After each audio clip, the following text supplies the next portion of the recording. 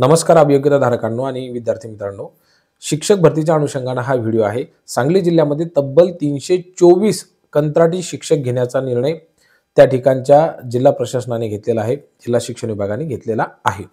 यामध्ये माजी शिक्षक जे होते तर त्यांची नियुक्ती आता कंत्राटी शिक्षक म्हणून होणार आहे, ज्यांना ऑलरेडी पेन्शन सुरू असेल, 15,000 रुपये त्यांना अधिक मानधन मिळणार आहे। आता प्रश्न उपस्थित असा होतो की जिल्हा परिषदांच्या शाळांमध्ये जर शिक्षकांची आवश्यकता होती तर मग कंत्राटी पद्धतीवरती माजी शिक्षकांऐवजी जर सध्या ज्यांच्याकडे अभियोग्यता धारक विद्यार्थी आहेत, ज्यांच्याकडे टीईटी आणि टेट परीक्षा पास आहे किंवा इतर दृष्टिकोनातून ज्यांच्याकडे आवश्यक असलेलं क्वालिफिकेशन आहे, उदाहरणार्थ डीएड आहे किंवा बीएड आहे, अशा बेरोजगार युवकांच्या हाताला नोकरी न देता या ठिकाणी सेवानिवृत्त शिक्षकांची नियुक्ती कंत्राटी पद्धतीवरती का म्हणून करण्यात यावी, अशा प्रकारचा सवाल आता काही विद्यार्थी विचारायला लागलेले आहेत। मुळामध्ये जे कंत्राटी पद्धतीने माजी शिक्षकांनी अप्लाय केलेलं होतं त्यांचा यामध्ये मुळात काहीही दोष नाही, शिक्षण विभागाचा सुद्धा पाहिजे तसा दोष नाही। कारण की त्यांना असं वाटलं होतं की आपल्या विद्यार्थ्यांना शिकवण्यासाठी खरं पाहिलं तर अनुभवी शिक्षक असावेत, विशेषतः असे शिक्षक असावेत की ज्यांना जिल्हा परिषद शाळांमध्ये कशा पद्धतीने विद्यार्थ्यांना शिकवलं जातं, पालकांशी कशा पद्धतीने संगनमत करून त्या ठिकाणी अधिकाधिक विद्यार्थी आपल्याकडे आकर्षित करायचे असतात, एकंदरीत स्थानिक पातळीवरचा अनुभव कसा असतो आणि वेळोवेळी प्रशासनाला जी माहिती किंवा डेटा प्रोव्हाइड करावा लागतो याबद्दलचा सविस्तर अनुभव साहजिकच माजी शिक्षकांकडे असतो आणि म्हणून माजी शिक्षकांची नियुक्ती जिल्हा परिषद शाळांवरती कंत्राटी पद्धतीवरती करण्याचा निर्णय शालेय शिक्षण विभागाने घेतलेला असावा। सध्या परिस्थिती महाराष्ट्रामधली अशी आहे की स्वातंत्र्यानंतरच्या काळामध्ये महाराष्ट्रात आणि एकंदरीत भारतामध्ये सुद्धा बेरोजगारीचा दर हा सर्वाधिक आहे। अशा परिस्थितीमध्ये महाराष्ट्रातील सध्या टीईटी, टेट परीक्षाधारक, अभियोग्यताधारक जे आहेत तर त्यांच्याकडे सुद्धा सुंदर असं स्किल्स आहेत।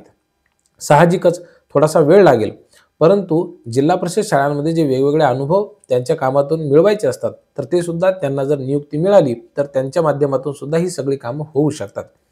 अशा परिस्थितीमध्ये सध्या परिस्थितीमध्ये आणि शालेय शिक्षण विभागाने हा तातडीने निर्णय घेतला पाहिजे की ठीक आहे, पुढच्या चालू शैक्षणिक सत्रासाठी जोपर्यंत पवित्र पोर्टलच्या माध्यमातून जिल्हा परिषद शाळांच्या रिक्त पदांवरती कायमस्वरूपी शिक्षक मिळत नाहीत तोपर्यंत सध्या जे अभियोग्यता धारक आहेत की ज्यांना 2022 किंवा 2025च्या टेटमध्ये चांगले गुण आहेत अशा विद्यार्थ्यांची त्या ठिकाणी कंत्राटी पद्धतीवरती नियुक्ती करण्यात यावी, अशा प्रकारची मागणी विद्यार्थ्यांकडून आता खूप मोठ्या प्रमाणावरती होत आहे।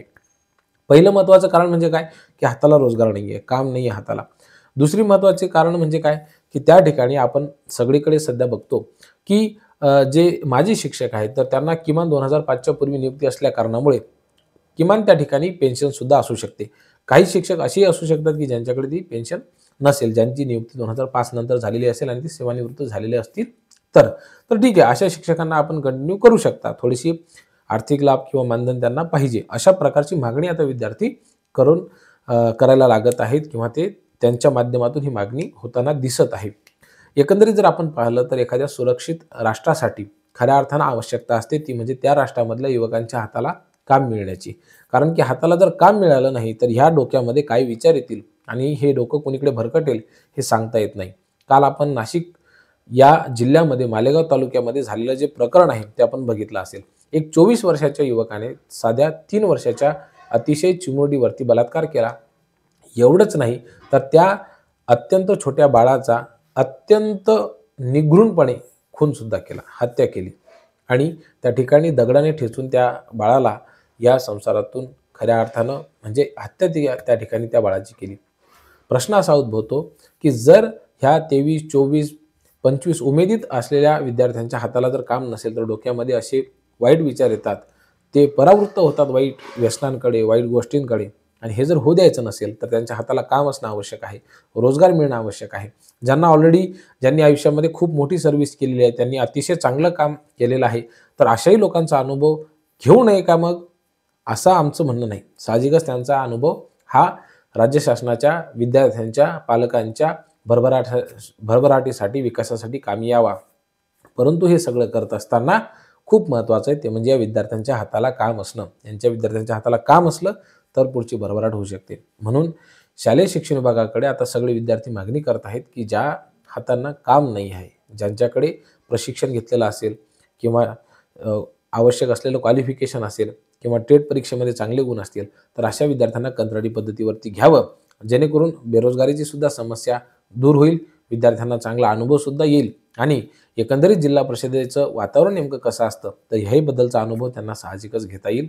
ह्या प्रशिक्षणाचा अनुभव, या शिक्षणाचा अनुभव, कंत्राटी म्हणून काम करण्याचा अनुभव त्यांना जर पाठीमागे असला तर जर समजा उद्या त्यांची नियुक्ती जिल्हा परिषदेच्या शाळांमध्ये झाली नाही तर इतर कोणत्याही शाळांमध्ये ते जाऊ शकतील आणि त्या ठिकाणी ते रोजगार मागू शकतील. अशा पद्धतीची व्यवस्था शालेय शिक्षण विभागाने करावी, अशा प्रकारची मागणी खूप मोठ्या प्रमाणामध्ये होताना दिसत आहे. तर शालेय शिक्षण विभागाने या गोष्टीकडे गांभीर्यानं दखल घ्यावी, गांभीर्यानं बघावं आणि त्या दृष्टिकोनातून प्रयत्न करावे अशी विनंती.